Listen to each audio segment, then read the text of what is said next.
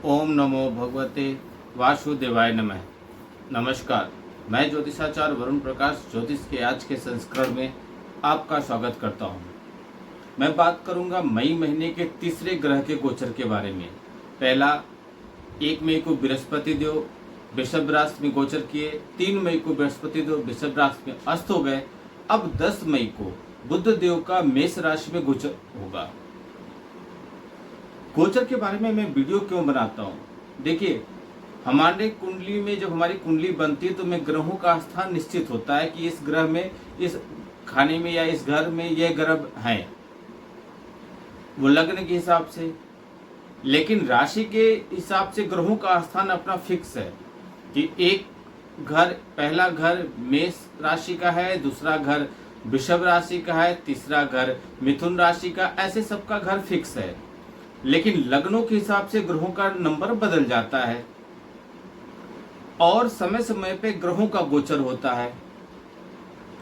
यह गोचर ही गणना करती है कि आपका वर्तमान समय कैसा होगा, आपकी आर्थिक स्थिति कैसी होगी, नौकरी व्यापार की स्थिति कैसी होगी।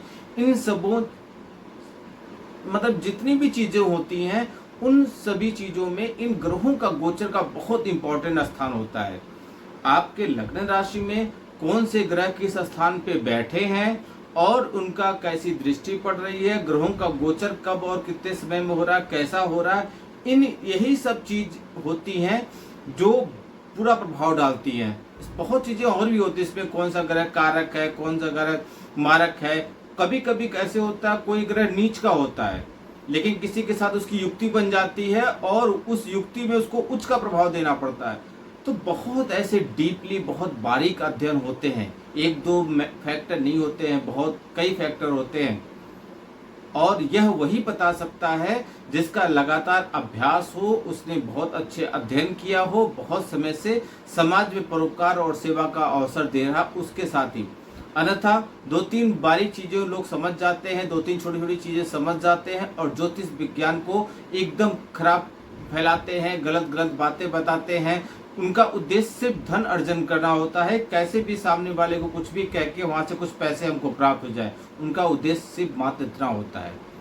देखिए, उद्देश्य हमारा भी है कि आपसे कुछ हमको भी धन मिले, क्योंकि मुझे भी जीविका उपार्जन करना है। मेरे कार्यालय में जो लोग जुड़े हुए हैं उनको भी जीविका उपार्जन करना है, उनको भी कुछ तो पैसे चाहिए। लेकिन हमारा उद्देश्य यह नहीं है कि आपको परेशान करके, या देखिए, आप मेरे से तभी संपर्क करेंगे जब आप किसी उलझन में हैं, किसी परेशानी में हैं, किसी ऐसे चीजों में हैं जहां से आपको रास्ता नहीं निकल पा, तभी तो आप मेरे से संपर्क कर रहे हैं। और आप फीस भी जमा कर दिए। अब फीस जमा करने के बाद हम आपको ऐसा उपाय बताएं जो आपके लिए बहुत ज्यादा पैसे वाला हो या बहुत ज्यादा उस पर धन आपके खर्च हो, तो उसका क्या फायदा। पहले आपको उन समस्याओं से निकालना है धीरे धीरे। हाँ, ये एक बात और है कि समस्याएं गंभीर और बड़ी नहीं होनी चाहिए, अन्यथा उसके उपाय बड़े होंगे। इसलिए मैं बार बार कहता हूं कि समस्या शुरू होते ही संपर्क कीजिए। आप समस्याओं को लंबा मत खींचिए, जिससे उपाय करने में आसानी और छोटे उपाय में उसका समाधान किया जा सके। समस्याएं बड़ी कर दिया आपने, गंभीर कर लिया, तो उसका फिर इलाज करने में समय जाएगा, धन भी जाएगा। इसलिए आप संपर्क शीघ्र अतिशीघ्र कीजिए। तो आज मैं चर्चा करूंगा बुध का मेष राशि में गोचर कब हो रहा है और सभी 12 राशियों पर इनका क्या प्रभाव पड़ेगा और सबको क्या उपाय करना चाहिए। उपाय, रेमेडीज क्यों है जरूरी।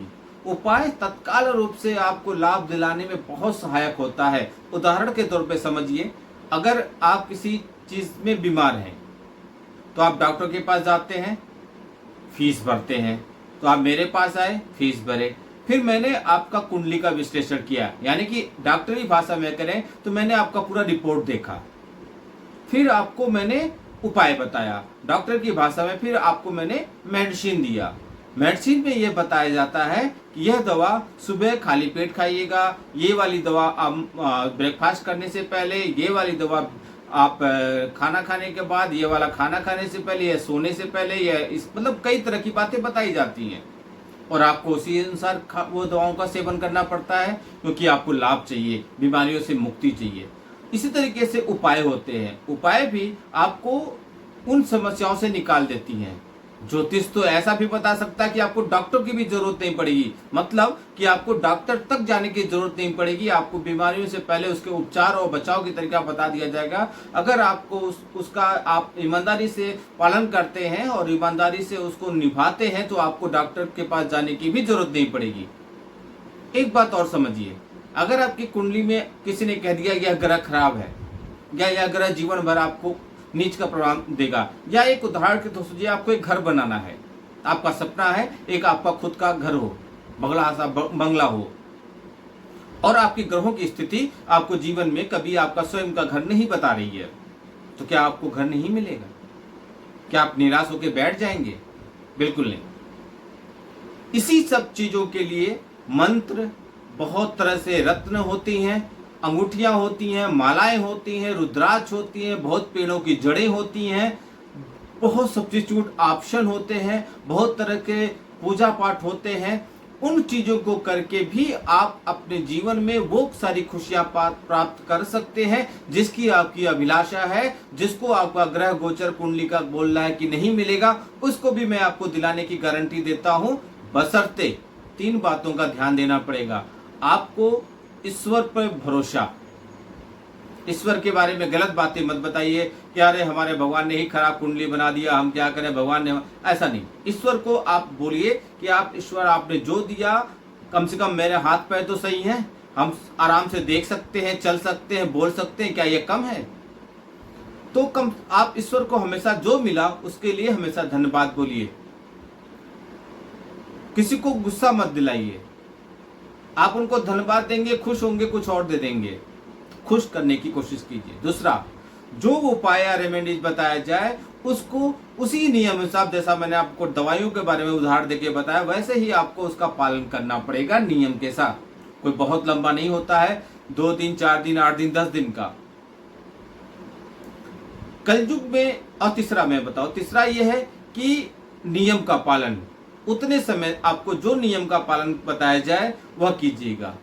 कलयुग में जो भी मंत्र होते हैं, भगवान भोलेनाथ, शंकर भगवान ने उनको लॉक कर दिया है, मतलब कीलित कर दिया है। यानी सभी मंत्रों को, दैविक मंत्र, वैदिक मंत्र या शाबर मंत्र, कोई भी मंत्र को कीलित कर दिया गया है। तो सबसे पहले आपको उसको उत्कीलन का विधि मालूम होना चाहिए।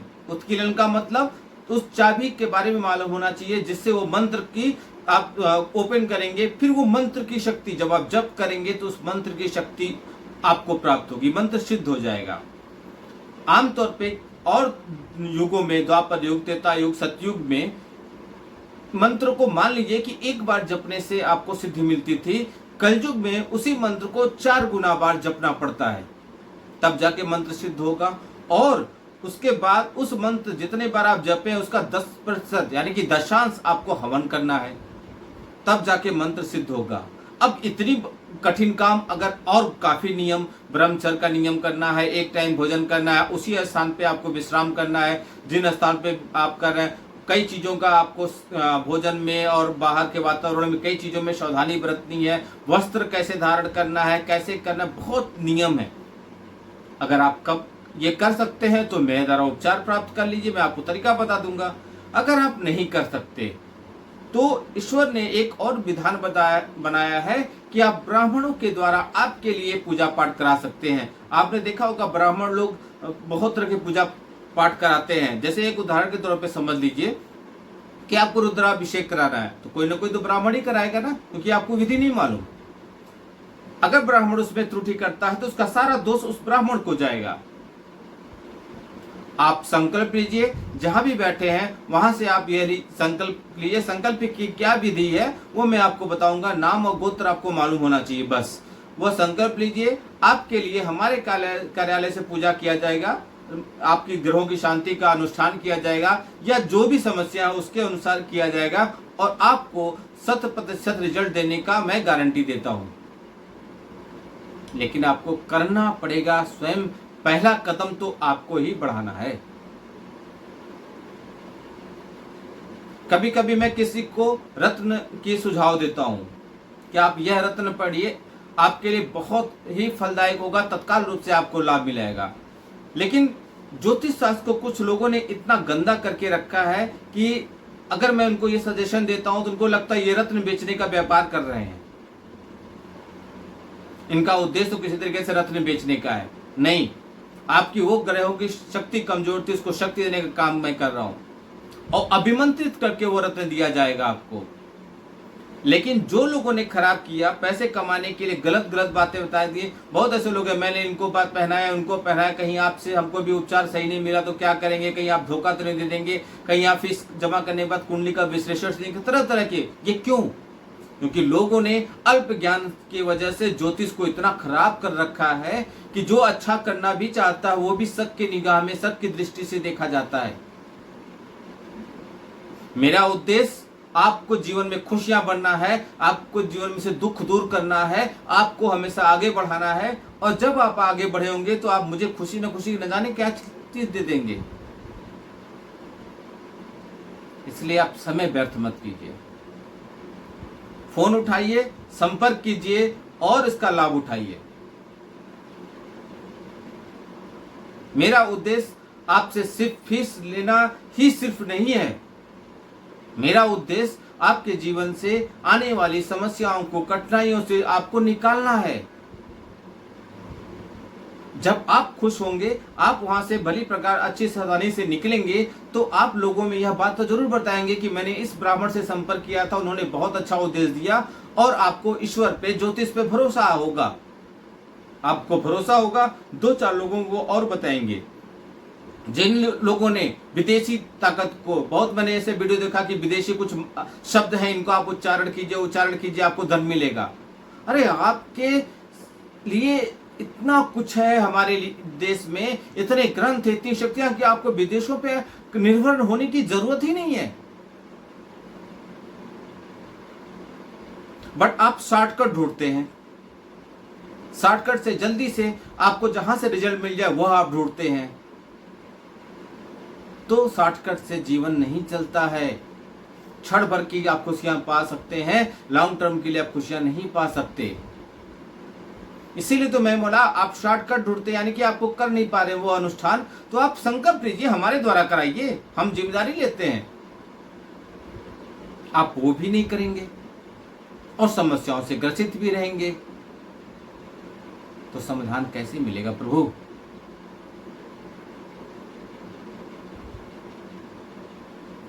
चलिए आगे बढ़ते हैं। बुध देव का मेष राशि में गोचर के बारे में मैं बात कर रहा था। बुध का मेष राशि में गोचर ज्योतिष में हिसाब से बुद्धि और सीखने की क्षमता के कारक ग्रह बुध 10 मई को शाम को 6:39 पर मेष राशि में गोचर करेंगे। कभी 10 मई को। मैं इन गोचर के बारे में इसलिए बता रहा हूँ, इससे ज्योतिष पे बहुत बड़ा परिवर्तन आता है। कुंडली को देखने में, उनका विश्लेषण करने में बहुत बड़ा जो इसमें इनका आधार होता है। बुध देव का महत्व क्या है ज्योतिष में समझिए। वैदिक ज्योतिष में जब कुंडली में बुध मजबूत स्थिति में होते हैं तो यह जातक को जीवन में सभी तरह की सुख सुविधाएं प्रदान करते हैं, साथ ही आपको तेज बुद्धि और अच्छा स्वास्थ्य भी देते हैं, उसका आशीर्वाद भी देते हैं। बुध महाराज के मजबूत होने पर यह उस जातक को उच्च ज्ञान प्राप्त करने में सक्षम बनाते हैं और उन्हें हर क्षेत्र में सकारात्मक परिणाम भी देते हैं। उनका दिया हुआ यह ज्ञान आपके व्यापार के क्षेत्र में बहुत अच्छे फैसले लेने में आपका मार्गदर्शन करता है। जिन लोगों को कुंडली में बुध देव की स्थिति शुभ होती है, वह व्यापार और सट्टेबाजी के क्षेत्र में अपार धन हासिल करते हैं, अपार सफलता मिलती है। इन जातकों की रुचि एकदम डीप ज्ञान, गूढ़ विज्ञान जैसे ज्योतिष, रहस्यवाद आदि में हो जाता है और इन क्षेत्रों में उनकी चमक बिखरते हुए नजर आते हैं।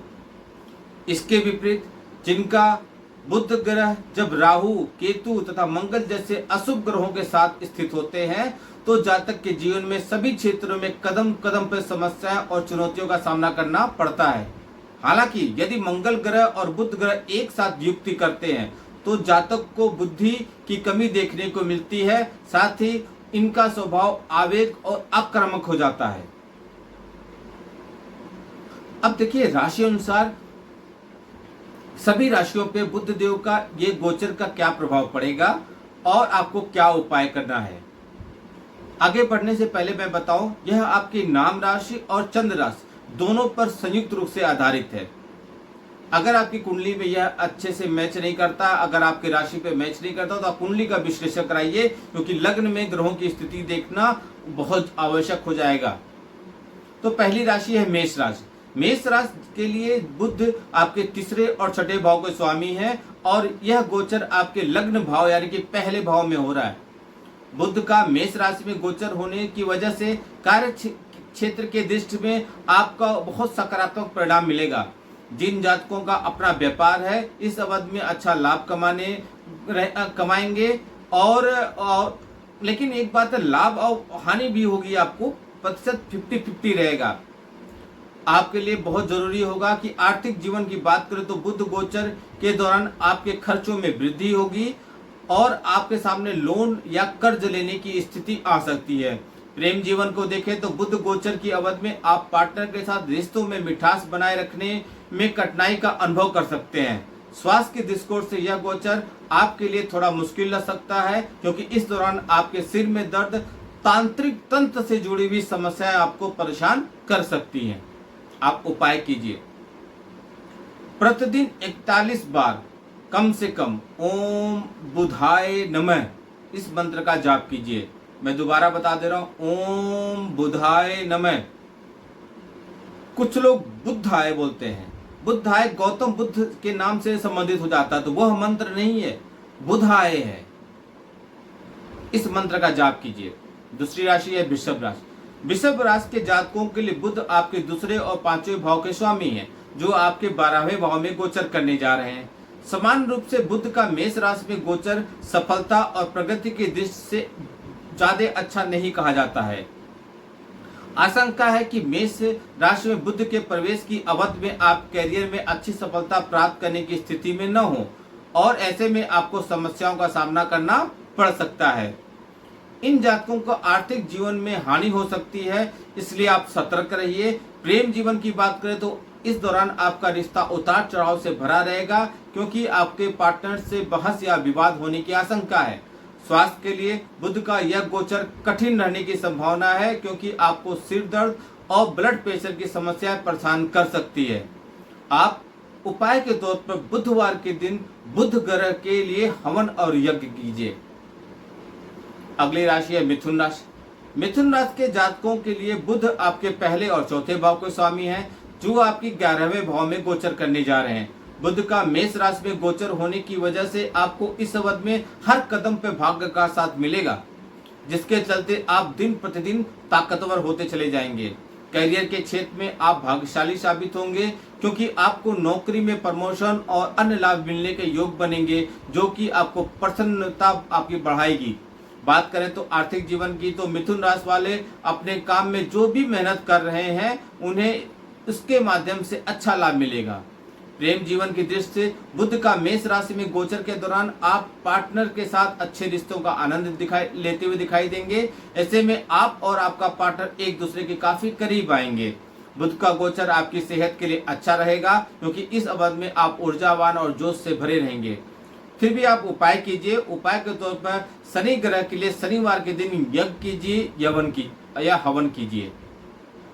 अगली चौथी राशि है कर्क राशि। कर्क राशि के जातकों के लिए बुध आपके तीसरे और 12वें भाव के स्वामी हैं, और यह आपके 10वें भाव में गोचर करने जा रहे हैं। इसके परिणाम स्वरूप इन जातकों को अपने कैरियर में कोई बदलाव देखने को मिल सकता है। साथ ही इस अवधि में आपको किसी भी तरह के बड़े फैसले लेने से बचने की मैं सलाह दे रहा हूँ।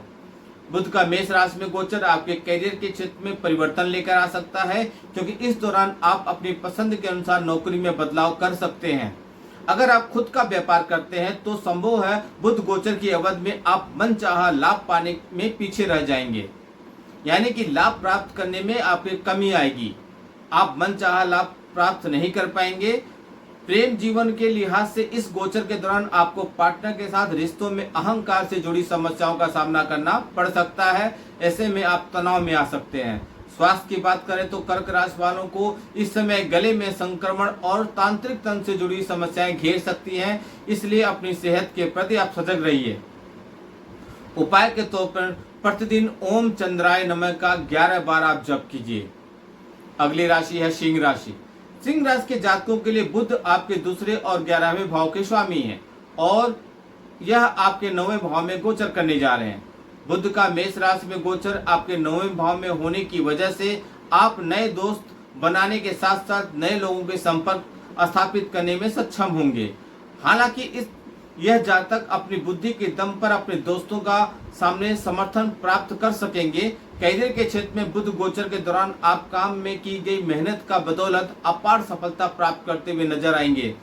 जब बात आती है आर्थिक जीवन की तो इस दौरान आय का प्रवाह अच्छा रहेगा और ऐसे में आप धन की बचत कर सकेंगे। पैसों की बचत करने की गुंजाइश भी पहले से अधिक रहेगी। प्रेम जीवन को देखें तो बुध गोचर के दौरान आपके रिश्ते पार्टनर के साथ प्रेम से भरा रहेगा जिसका आनंद लेते हुए आप दिखाई देंगे। साथ ही रिश्तों में उच्च मूल्यों की स्थापना भी आप कर पाएंगे। सेहत के लिहाज से बुध के मेष में प्रवेश के दौरान आपकी फिटनेस अच्छी बनी रहेगी जो कि आपके भीतर की मजबूत शक्ति को और अच्छा बढ़ाएगी, उसमें उत्साह पैदा करेगी। आप उपाय के तौर पर प्रतिदिन ओम नमो नारायण का 41 बार जाप कीजिए। अगली राशि है कन्या राशि, छठवीं राशि है। कन्या राशि के जातकों के लिए बुध आपके पहले 10वें भाव के स्वामी हैं तथा अब यह आपके 8वें भाव में गोचर करने जा रहे हैं। इसके फलस्वरूप बुध का मेष राशि में गोचर सेहत के संबंध में आपसे ज्यादा मेहनत करवाएगा। साथ ही आपको अपने स्वास्थ्य के प्रति सतर्क रहने की सलाह मैं दूंगा क्योंकि आपको पैरों में दर्द की समस्या परेशान कर सकती है जो कि तनाव की वजह हो सकता है। कैरियर के लिहाज से आप बेहतर संभावनाओं के लिए नौकरी में बदलाव करने का मन बना सकते हैं जिससे आप संतुष्ट नजर आ सकते हैं। आर्थिक जीवन को देखें तो बुध गोचर के दौरान आप पर जिम्मेदारियां काफी अधिक रह सकती हैं जिन्हें पूरा करने के लिए आप लोन लेने के लिए बारे में भी सोच सकते हैं। प्रेम जीवन के लिहाज से कन्या राशि के जातकों के रिश्तों में मधुरता बनाए रखने के लिए पार्टनर के साथ आपसी तालमेल बिठाना होगा। ऐसे में आपको धैर्य रखने की सलाह मैं दे रहा हूँ। बुध गोचर की अवधि में आपका स्वास्थ्य औसत रहने की संभावना है। ऐसे में आपको भीतर का उत्साह कम रहेगा। इस वजह से आपको रोग प्रतिरोधक क्षमता कमजोर कर सकती है। आप उपाय के तौर पर बुध ग्रह के लिए बुधवार के दिन यज्ञ और हवन कराइए। अगली 7वीं राशि है तुला राशि। तुला राशि के जातकों के लिए बुध आपके 9वें और 12वें भाव के स्वामी हैं जो कि आपके 7वें भाव में गोचर करने जा रहे हैं। इसके फलस्वरूप बुध का मेष राशि में गोचर होने से इन जातकों को रुचि अध्यात्म की तरफ बढ़ सकता है। साथ ही तीर्थ स्थल की यात्राएं पर जाने के योग बन रहे हैं। कैरियर के क्षेत्र में बुध का यह गोचर आपके लिए पदोन्नति और अन्य लाभ लेकर आ सकता है। आर्थिक जीवन में इस दौरान आपको सट्टेबाज और ट्रेड के माध्यम से धन कमाने का अवसर मिलेगा। प्रेम जीवन की बात करें तो बुध का यह गोचर पार्टनर के साथ आपके रिश्तों में मिठास बनाए रखने का काम करेगा। साथ ही आप दोनों का रिश्ता भी मजबूत होगा। सेहत की दृष्टि से तुला राशि वालों का स्वास्थ्य इस समय अच्छा रहेगा। आपकी अच्छी सेहत आपके साहस का परिणाम हो सकता है, आपके अच्छे मेहनत का परिणाम हो सकता है। आप उपाय के तौर पर प्रतिदिन ओम शुक्राय नमः का 11 बार जाप कीजिए। अगली राशि 8वीं राशि है वृश्चिक राशि। वृश्चिक राशि के जातकों के लिए बुध आपके 8वें भाव और 11वें भाव के स्वामी हैं तथा अब यह आपके 6ठे भाव में गोचर करने जा रहे हैं।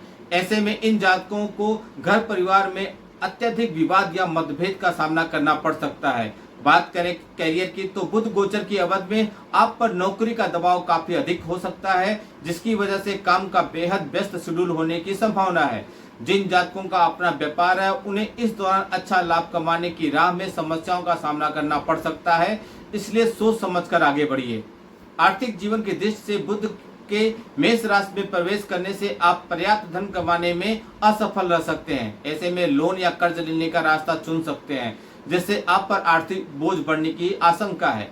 प्रेम जीवन की बात करें तो इस गोचर की अवधि में पार्टनर के साथ आपके रिश्तों में प्रेम और उत्साह कम रहने की संभावना है जिसके चलते रिश्तों में खुशियां बनाए रखना आपके लिए मुश्किल हो सकता है।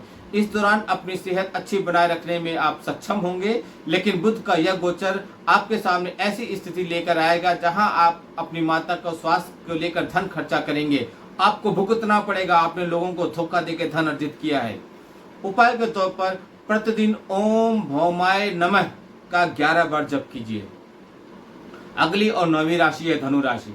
धनु राशि वालों के लिए बुध आपके 7वें और 10वें भाव के स्वामी हैं तथा अब बुध महाराज आपके 5वें भाव में गोचर करने जा रहे हैं। इसके परिणाम स्वरूप उन जातकों की प्रगति की रफ्तार धीमी रह सकती है। आप अपना खुद का व्यापार करते हैं तो आपको इसके चलाने में सावधानी बरतने की सलाह मैं दूंगा। बात करें आपके करियर की तो धनु राशि वालों को नौकरी के क्षेत्र में औसत परिणाम की प्राप्ति हो सकती है, विशेष रूप से संतुष्टि और प्रगति के राह में।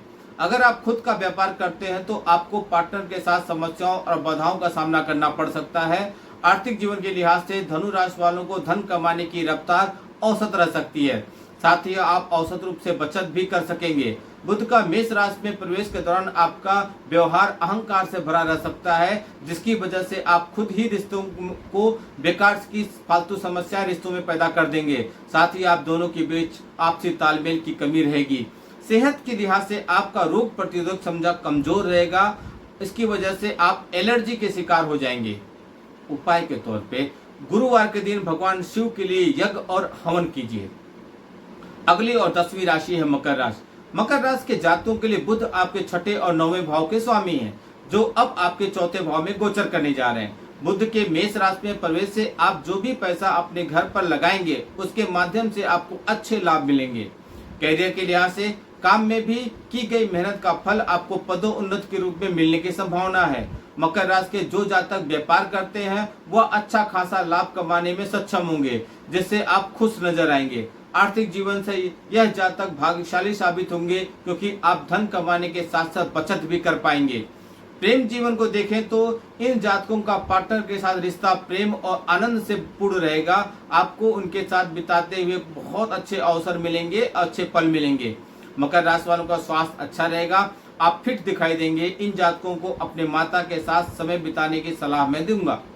आप उपाय के तौर पर शनिवार के दिन हनुमान जी के लिए यज्ञ और हवन कीजिए। आप अगली और 11वीं राशि है कुंभ राशि।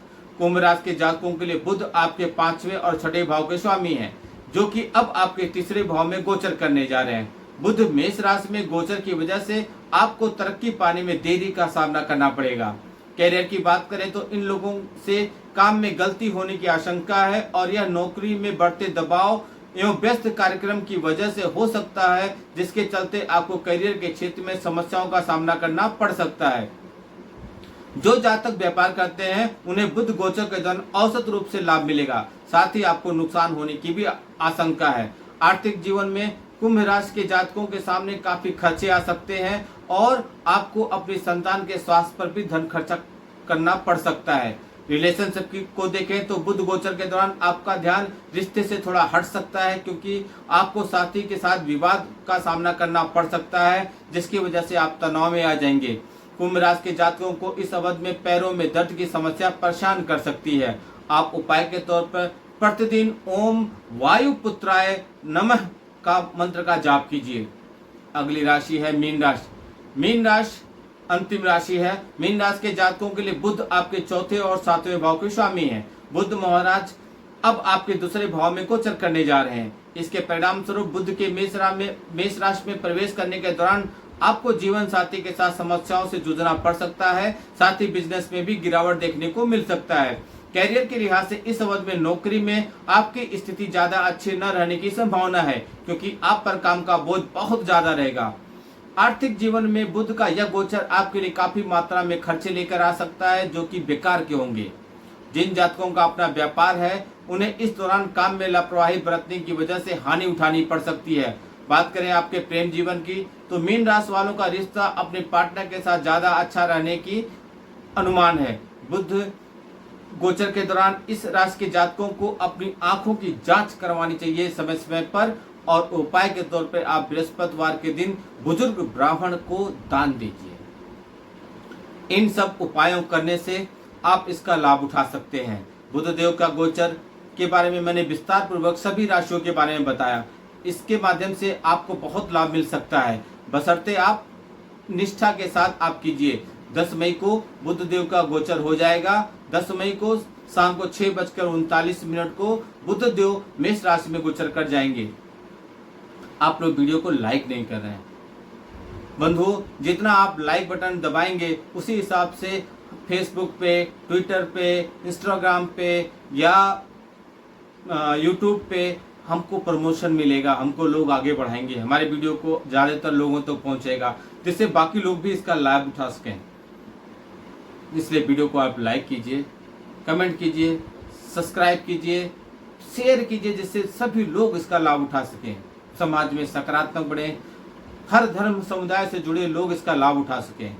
आपका दिन शुभ हो। भगवान भोलेनाथ का आशीर्वाद आप पे बना रहे। नमस्कार। जय श्री राम।